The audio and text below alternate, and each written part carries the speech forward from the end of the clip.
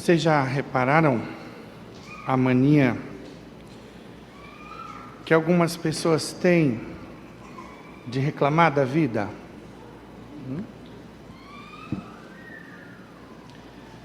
Vou ler para vocês uma mensagem de Albert Einstein, muito inspiradora. Não podemos querer que as coisas mudem se sempre fazemos o mesmo. A crise é a maior bênção que pode acontecer às pessoas e aos países, porque a crise traz progressos. A criatividade nasce da angústia, assim como o dia nasce da noite escura. É na crise que nascem os inventos, os descobrimentos e as grandes estratégias. Quem supera a crise se supera a si mesmo sem ter sido superado. Quem atribui à crise seus fracassos e penúrias, violenta seu próprio talento e respeita mais os problemas que as soluções. Sem crises não há desafios. Sem desafios, a vida é uma rotina, uma lenta agonia. Sem crises não há méritos. É na crise que aflora o melhor de cada um, porque sem crise, todo vento é uma carícia. Falar da crise é promovê-la e calar-se na crise é exaltar o conformismo. Em vez disto, trabalhemos duro, acabemos de uma vez com uma crise ameaçadora, que é a tragédia de não querer lutar para superá-la. Essa é a tragédia. Quando a gente murmura, quando a gente se queixa, quando a gente deixa de aproveitar essas oportunidades de crescimento que Deus nos dá. Dale Carnegie, que é um grande pedagogo americano, no livro Como Evitar Preocupações e Começar a Viver, traz alguns conselhos preciosos para os dias de crise. Em primeiro lugar, reze. Sem mim nada podeis, ensina Jesus. Dale Carnegie era evangélico. Em segundo lugar, coopere com o inevitável, que quer dizer o quê? Aceitar aquilo que eu não posso mudar. Muitos de nós temos o costume de fazer aquela bela oração da serenidade: Senhor, dai-me força e coragem para mudar o que eu puder. Então a primeira coisa numa crise é ir atrás da solução, com unhas e dentes, me esforçar, suar. Tentei, não consegui, aceito. Daqui a pouco eu tento de novo, e assim vou. Mas sem reclamar, sem me azedar e sem azedar as pessoas ao meu redor. Terceiro conselho: prepare-se para o pior. O pessoal até fala no popular: nada está tão ruim que não possa melhorar, que não possa piorar, né? Pois é, pode piorar. A gente tem que lidar com essa possibilidade. A gente vai ter sempre a esperança do melhor, vamos lutar para o melhor, mas sabendo que no mundo dos homens o pior pode acontecer. E aí nós temos que ter um plano B, um plano C. E isso se chama prudência. E ele continua na sua obra, ele tem outros livros: não critique, não condene, não se queixe, não murmure. Esse é o tema da primeira leitura, e é um tema importante, e eu vou falar sobre esse tema hoje, por quê? Porque a gente vive numa sociedade que tende a reclamar, ao pessimismo, e essas coisas não fazem parte do cardápio espiritual de um católico, não deveriam fazer. E aí, eu vou ler para vocês uma mensagem que eu recebi na época da pandemia, que eu achei fantástica. Na pandemia, todo mundo ficou isolado em casa, vocês se lembram, né? Diz assim: não considero isolamento ter que ficar em casa ao lado de quem eu amo. Olha só, a inteligência emocional dessa pessoa. Isolamento é o que os doentes graves estão vivendo. Pare de dizer que está entediado, chateado por não poder sair de casa, enquanto tudo que aqueles doentes que estão no hospital querem é voltar para casa. Então agradeça a Deus se você tem que ficar em casa. Afinal, com dinheiro ou sem dinheiro, com emprego ou sem emprego, você está no melhor lugar que poderia estar, no seu lar, cercado por quem te ama. Talvez esteja na hora de transformar sua casa num lugar gostoso, num lugar de paz e não de guerra, de abraço e não de distanciamento. Para quem não sabe, mudar os móveis dentro de casa, mudar de posição, inclusive desenvolve a inteligência. É extremamente saudável para a saúde mental. Enfim, tenha um novo olhar sobre a situação que você está vivendo. Confúcio já dizia: em vez de maldizer as trevas, acenda uma vela, criatura. Criatura é por minha conta, Confúcio era chinês. Criatura é coisa de nordestino. E a mensagem continua, e a mensagem, essa que eu recebi na pandemia, continua ensinando a fazer do limão uma mousse de limão, galera. Vamos melhorar esse negócio de limonada, olha aí, que coisa batida. Caipirinha, olha aí. Faça da sua casa uma festa. Você não vai ficar enfornado em casa, né? Por causa da pandemia? Então, ouça música, cante, dance. Faça da sua casa um templo. Reze, ore, medite, peça, agradeça, louve, suplique. Faça da sua casa uma escola. Leia, escreva, desenhe, pinte, estude, aprenda, ensine. Faça da sua casa uma loja. Limpe, arrume, organize, decore, etiquete, mude de lugar, venda, doe. Faça da sua casa um restaurante. Cozinhe, coma, prove, crie receitas, cultive temperos, plante uma horta. Enfim, faça da sua casa, da sua família um lugar de amor. Olha quanta coisa boa a gente pode fazer dentro de casa. E tem gente que só quer saber de shopping, de bater perna, só está feliz se está lá fora. A nossa casa tem que ser um lugar apetecível. Vamos investir nessa casa, na qualidade de vida dentro dela, na decoração dela, tê-la sempre bem arrumada para receber os amigos. A gente precisa trabalhar a virtude, gente. É isso que está faltando no mundo hoje. Por isso tanta gente infeliz, porque a gente não está trabalhando virtudes. A gente fica acomodado, reclamando, pessimistas. Às vezes Deus não cessa o vento forte, mas te firma os pés na rocha. Às vezes Deus não acalma a tempestade, mas entra em teu barco para não te permitir afundar.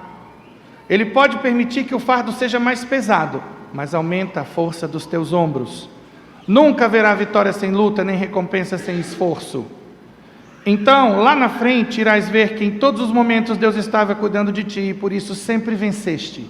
É assim. Agora a galera do mimimi, os murmuradores, pessoal da fé fraca, mal catequizado, ignorante da teologia, porque não lê a Bíblia, só sabe reclamar: Deus me abandonou, Deus não ouve a minha oração. Cadê Deus nessas horas, padre?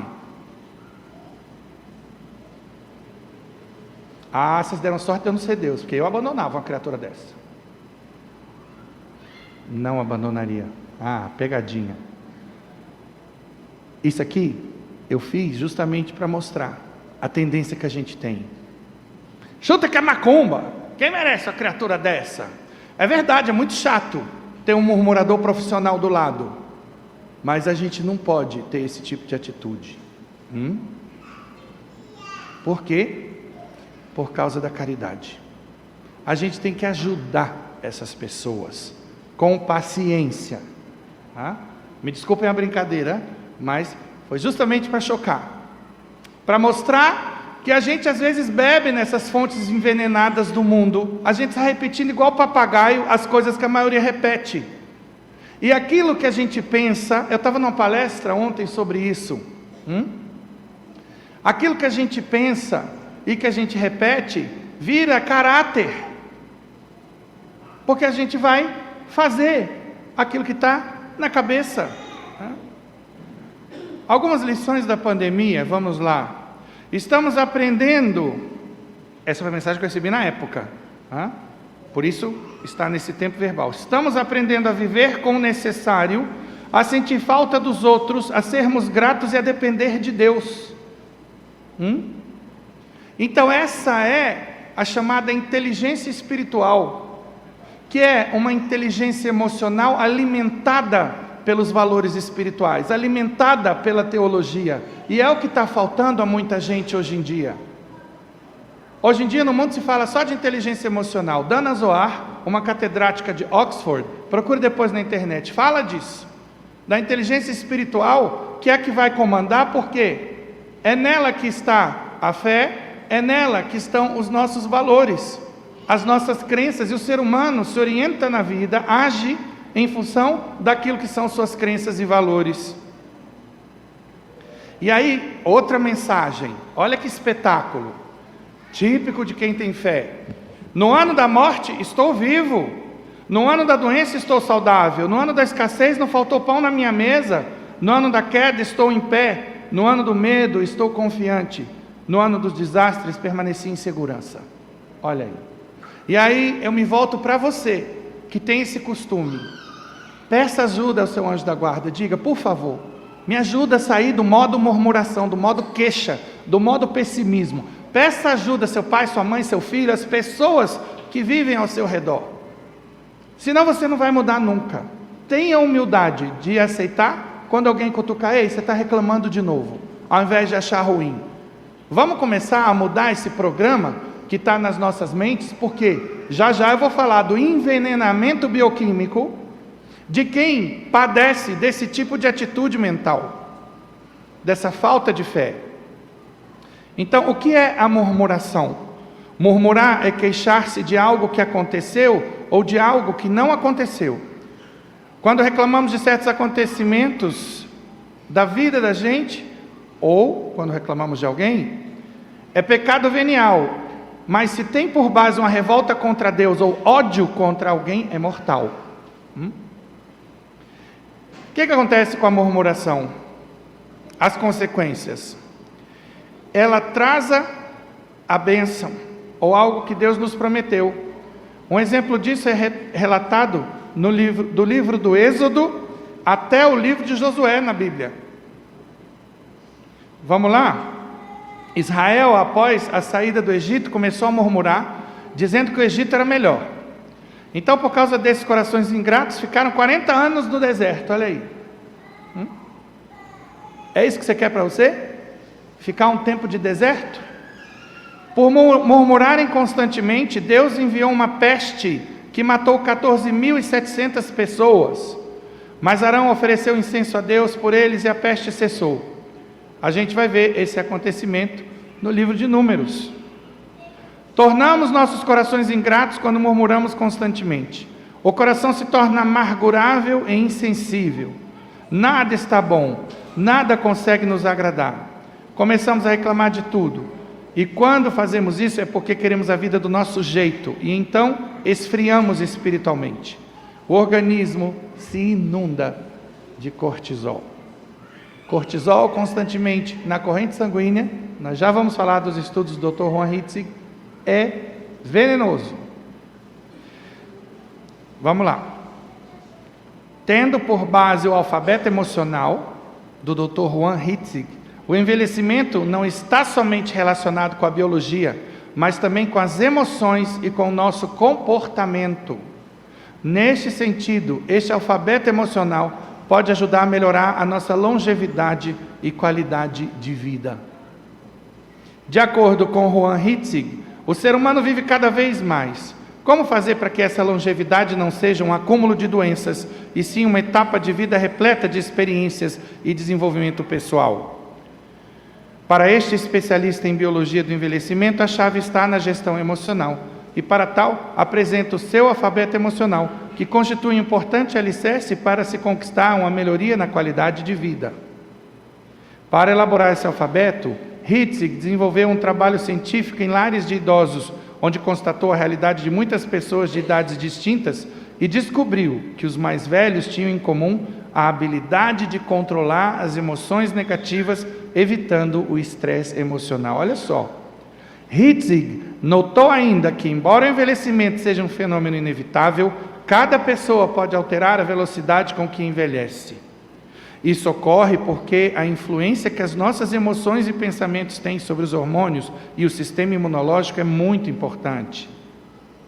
Para Hitzig, essa é a principal causa do envelhecimento precoce e da deterioração dos nossos sistemas. Os nossos pensamentos dão lugar a emoções relacionadas que por sua vez dão origem a um movimento neuroquímico associado, que influencia os hormônios. Nesse sentido, um pensamento negativo pode traduzir-se em desconforto físico, esclareceu o mesmo especialista. O alfabeto emocional descrito por Hitzig divide os comportamentos em R e S, e as atitudes em D e A. Os pensamentos... Perdão. Os pensamentos negativos levam a comportamentos com a letra R, que são raiva, rancor, ressentimento, rejeição, reprovação, repressão, resistência.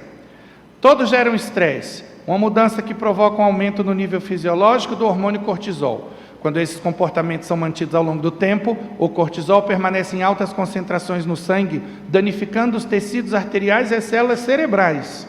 Tudo isso leva a um risco aumentado de doenças vasculares, esclareceu ele. Os comportamentos R acima fazem com que ocorram as atitudes D. Quais são?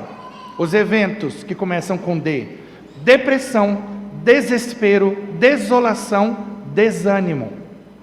Por outro lado, os pensamentos positivos produzem comportamentos S, que são, vamos lá, serenidade, sociabilidade, sabedoria, sonho, sedução, sorriso, sabor, silêncio. Olha que beleza. Estes últimos geram serotonina, também com S, um neurotransmissor que melhora a qualidade de vida, conhecido como hormônio da felicidade. Na verdade, regula o humor, previne a depressão, reduz a agressividade, regula o ciclo do sono, esclareceu o especialista. Segundo o Dr. Hitzig, isso reduz o envelhecimento celular e produz atitudes A. Quais são as atitudes A? Amor, amizade, apreço, aproximação, ânimo. Com base nisso, o médico deduziu que ficamos com sangue ruim quando há um déficit de serotonina e um excesso de cortisol. Para evitar que isso aconteça, temos, segundo Hitzig, de assumir que nos queixamos e lamentamos muito, e que devemos ter em mente que as lamentações só nos servem para expressar o desconforto que sentimos num determinado momento. Às vezes a gente vai soltar um suspiro: ah, caramba, que droga, que saco, que chato, né? Isso faz parte, né? Mas logo caia em si. Procure entrar no momento de oração e pensar nessa situação, lançando sobre ela um novo olhar. Entenda que sempre tem o outro lado, e é isso que eu estou tentando mostrar nesse sermão. Por isso eu li essas mensagens que mandaram na época da pandemia, porque pessoas com alto coeficiente de inteligência emocional enxergaram por outro lado. Então,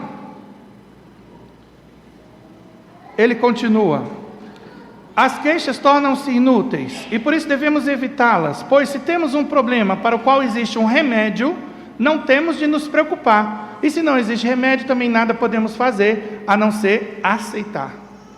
Inclusive, o doutor Roberto Chiniachik, uma vez, numa entrevista, ele que é psiquiatra, psicólogo, disse: se as pessoas entendessem e vivessem o significado desta palavrinha, aceitação, os nossos consultórios estariam vazios. Não tem o ditado popular que diz: aceita que dói menos? É a pura verdade, aceita que dói menos. Pronto. Então, não vamos permitir que as reclamações e os pensamentos negativos nos dominem, uma vez que vão gerar muito cortisol. Pelo contrário, vamos dirigir nossa atenção para os aspectos positivos de cada situação. Dessa forma, vamos produzir serotonina. E a principal regra do Dr. Hitzig é: preste bem atenção aqui. Preste atenção aos seus pensamentos, porque eles se transformarão em palavras. Preste atenção às suas palavras, porque elas se transformarão em atitudes. Preste atenção às suas atitudes, porque elas se transformarão em comportamentos. Olha aí a cadeia, uma coisa gerando outra. Preste atenção aos seus comportamentos, porque eles se transformarão em caráter. Preste atenção ao seu caráter, porque ele se transformará em biologia. Olha aí. E dependendo, como a gente viu, até em pecado. O que é que você quer para você? O mesmo médico afirma que se formos pessoas sociáveis, ativas e sorridentes, teremos um envelhecimento mais saudável. E aí às vezes acontece também que a pessoa reclama, murmura. Por quê?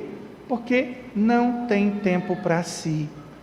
É gente que não se diverte, não espairece. Você tem que ter um tempinho para você também, faz parte. Sobretudo pai e mãe. Acham que, como nós padres também, né? Eu tenho que ser tudo para todos. Sim, a Bíblia nos convida. Mas vamos entender que saco vazio não para em pé. Você tem que ter um tempo para você. Justamente por causa dos outros. Porque se você não estiver bem, o seu entorno não vai estar bem também. Então a gente tem que ter um tempo para desestressar. Tempo para rezar. Temos que ter tempo para nos alimentarmos bem. A gente tem que ter um autocuidado. Em nome do amor. Como é que é o mandamento? Amar a Deus sobre todas as coisas e ao próximo como? A mim mesmo. E o diabo tenta muitas pessoas, especialmente pai, mãe e padre, no sentido de exagerar e só fazer o tempo inteiro. A gente esquece desses cuidados mínimos e aí pronto, ele começa a entrar a partir da murmuração, né? Aí daqui a pouco eu vou desanimando, porque tem toda essa bioquímica acontecendo dentro do meu corpo. E aí daqui a pouco eu paro de rezar. Aí eu estou dando contra-testemunho, imagina o padre reclamão, murmurador, enfim. Olha aí, o que o diabo quer? E aí nós estamos dentro da tentação sob aparência de bem. Ele começou onde? Ele entrou por onde? Quando ele não consegue pegar a gente no pecado grave, ele pega o bem e coloca a gente para exagerar. Aí eu começo a fazer. Aí cai no ativismo, deixa de rezar. Olha o que ele queria aí. Aí deixa de rezar, daqui a pouco estou lá no pecado grave. Então, muitíssimo cuidado. Nós temos que ter uma vida equilibrada. Então, bora lá. Por que as pessoas murmuram? Primeiro, porque perderam a fé. O murmurador não crê que Deus esteja fazendo as coisas da melhor maneira. Por isso não está satisfeito com o que ele tem ou com o que Deus lhe tem dado. Murmuram por não crerem na providência e nas promessas de Deus. Salmo 106, versículos 24 a 27. Quando murmuramos contra Deus, a murmuração se volta contra nós. Leia 1 Coríntios 10, 10, Deuteronômio 1, 26 a 36.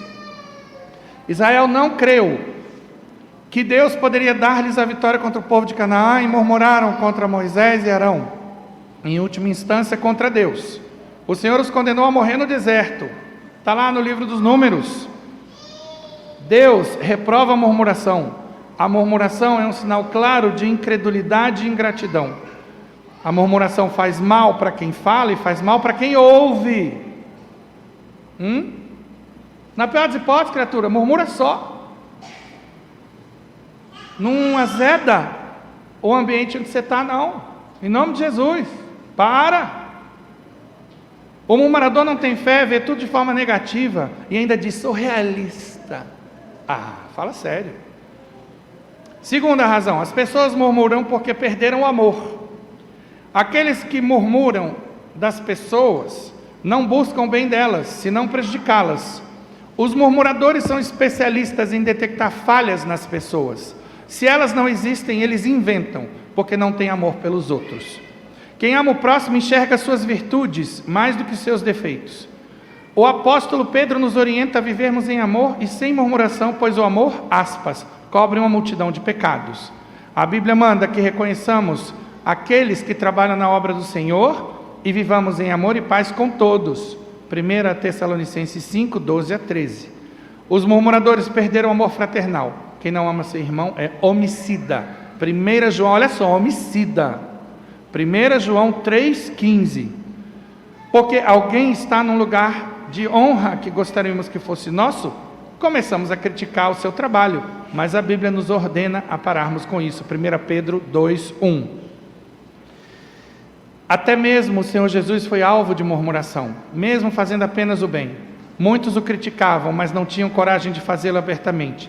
Divulgavam na surdina as suas palavras de destruição. João 7, 12. Pois bem,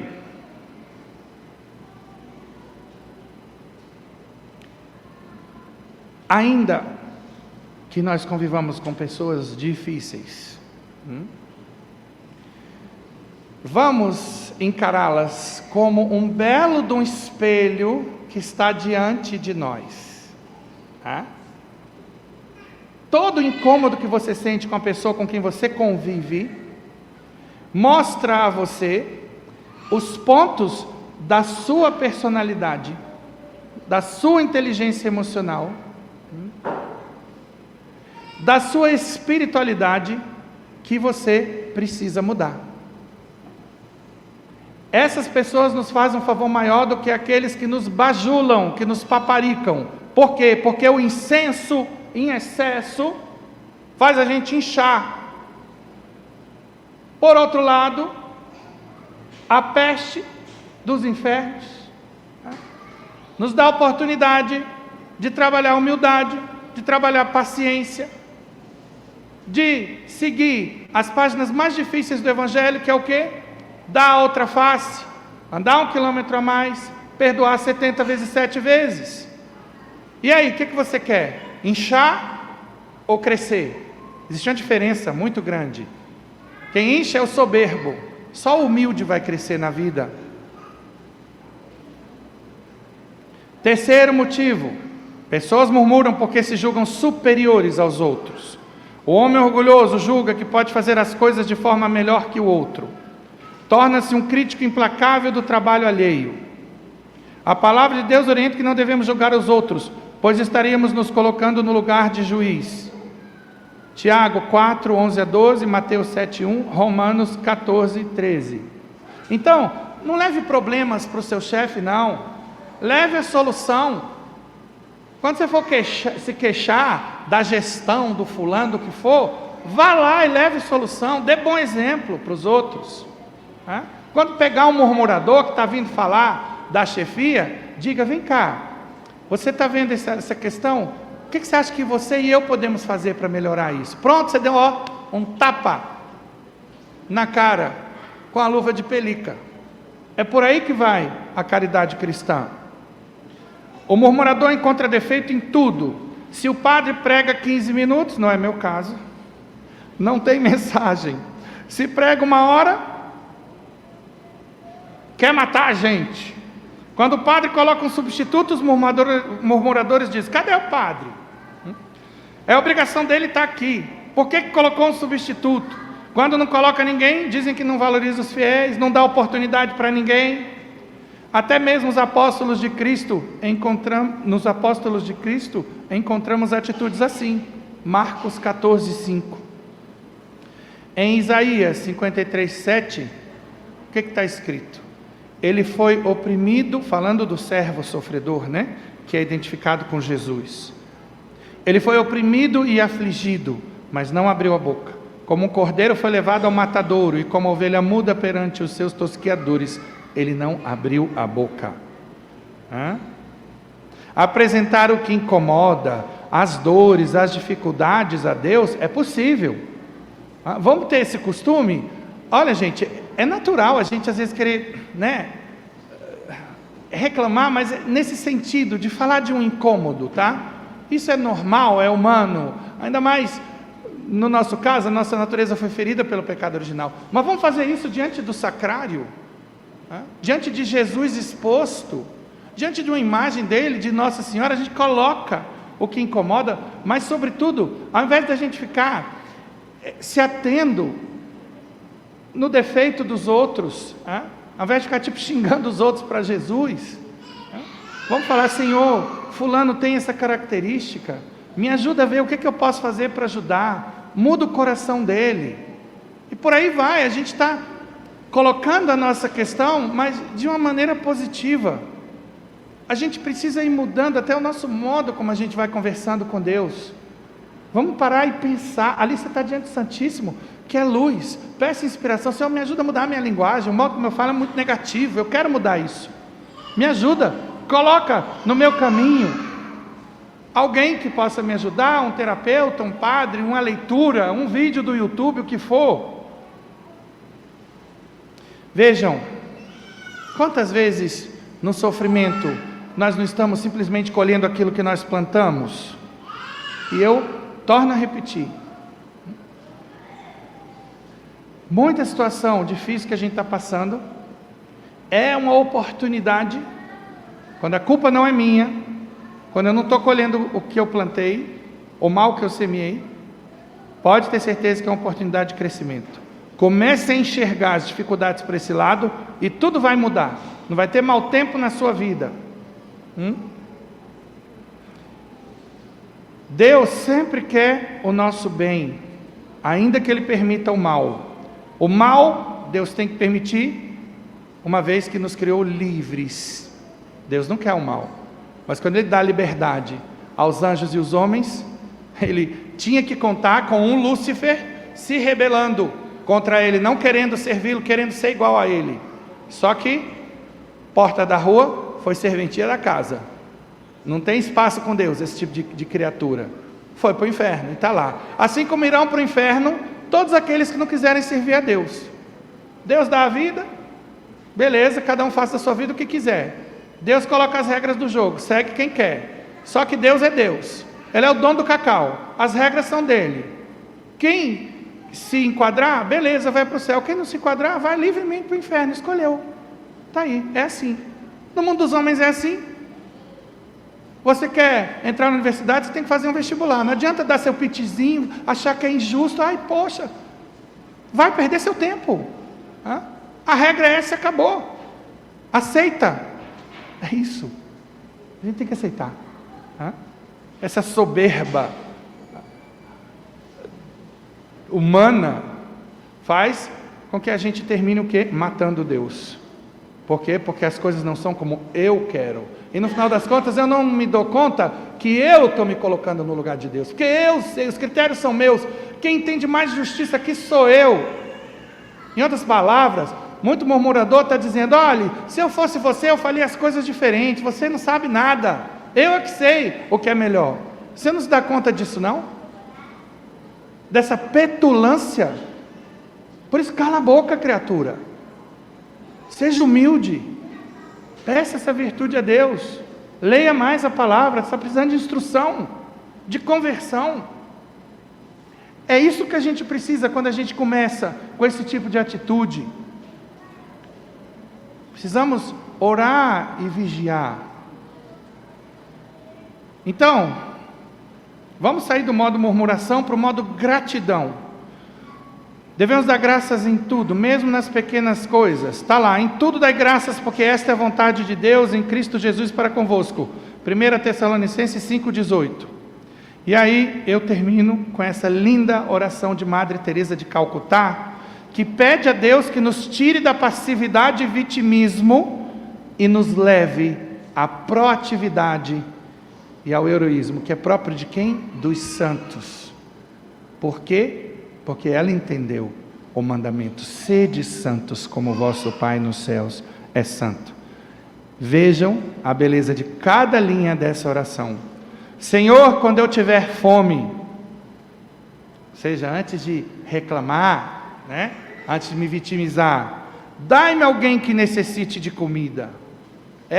Porque quando a gente vê alguém que passa fome, a gente num minuto para de reclamar. Não tem nada para comer nessa casa. Ai, de novo essa goma, esse macarrão, quem é que aguenta comer macarrão de novo? Eu vi esses dias um vídeo tão interessante de um menino, um adolescente, como muitos aí, que a mãe foi, colocou lá um omelete, aí a criatura falou: detesto omelete, não aguento mais comer omelete. Aí o pai, olha só, já ia fazendo outra coisa para este rei da cocada preta. Da cocada preta só não, da cocada branca, da cocada de maracujá, o rei de todas as cocadas. Estava lá reclamando, aí a mãe sábia se atravessou no meio e falou: não, peraí. Aí levou as duas criaturas para o mar, porque o outro menino reclamou também. Quando o primeiro reclamou, olha só, o efeito batata podre, uma batata podre apodrece todas as outras batatas no cesto lá de verduras, não é? Vocês já viram isso, Tem que tirar a batata podre lá. Aí o irmão reclamou, aí o outro foi lá reclamar. Aí a mãe, ungida, né, sobre quem o Espírito Santo fez um ninho, foi lá com os rebeldes sem causa, para a beira da praia. Aí eles, o que a gente está fazendo aqui? A gente veio catar marisco. Catar o quê? Marisco. O que é isso? Enterra o pé aí nessa areiazinha mole, que daqui a pouco vocês vão ver umas conchinhas saindo e tal. Isso é o marisco. Mas para que a gente vai fazer isso? Aí ela disse, quando era da idade de vocês, quando queria comer, meu pai e minha mãe traziam para a beira da praia, e a gente tinha que catar os mariscos se a gente quisesse comer, e a gente comeria tanto mais quanto mais mariscos recolhesse. Então eu quero que vocês tenham essa experiência, e aprendam as verdades da vida, para não reclamarem mais de omelete de queijo. Aí vocês vão dizer o que gosta mais, se é o marisco ou se é o omelete de queijo. Pronto. Ó, mulher inteligente danada. E aí, mamãe, você vai ficar fazendo a comidinha do filhinho o tempo inteiro? Porque na minha época, pai e mãe chegavam e falavam, senta aí, você quer macarrão ou arroz, feijão e bife? Tipo isso. Hoje onde é que você quer sentar? O que é que você quer comer? Ai, padre, poxa, mas eu faço isso porque eu passei muita privação, e eu não quero que meus filhos passem por aquilo que eu passei. Criatura, você só está onde você está porque seu pai e sua mãe foram duros, porque essa galerinha que está recebendo tudo desses pais mal resolvidos, que aí começa a dar tudo, que eu não tive nada, está tudo aí, se cortando, pulando da ponte JK, rebeldes, não querem obedecer a ninguém. Por quê? Porque falta rédea, porque falta correção, porque o mundo está desse jeito, porque o mundo jaz no maligno. Quem é o príncipe desse mundo? Diz Jesus Cristo, ninguém menos do que Ele. O príncipe desse mundo é o diabo. Qual é a cultura do mundo hoje em dia? É o mandamento mor do satanismo. Faça um estudo na internet sobre os mandamentos do satanismo, da Bíblia de Satanás. Faça o que quiser, esta é toda a lei. Hoje todo mundo agita essa bandeira. Isso é absurdo, nem o direito permite eu fazer tudo o que eu quiser. Coloca as leis ali para mostrar que o meu direito termina onde começa o do outro. E é curioso que a gente acha isso o máximo, e tem que ser assim, porque senão a sociedade vira o caos. Agora com Deus tem que ser o oba-oba. Eu sou medido de todas as coisas, eu faço o que eu quero. Eu vou entrar no céu do meu jeito? Não vai. Tá? Não se dobre a Deus para você ver.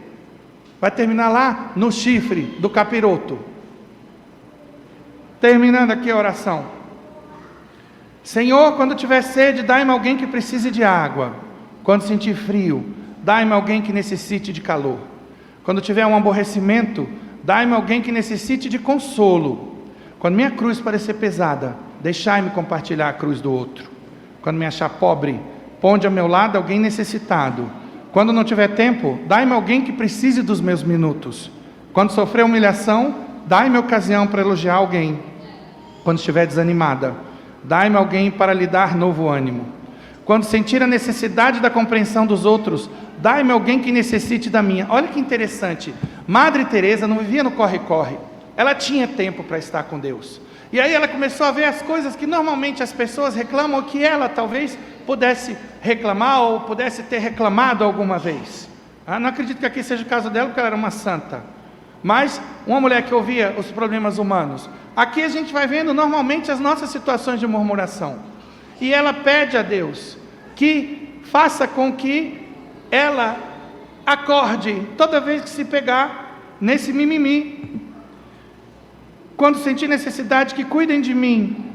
Dai-me alguém para atender. Quando pensar em mim mesma, voltai minha atenção para outra pessoa.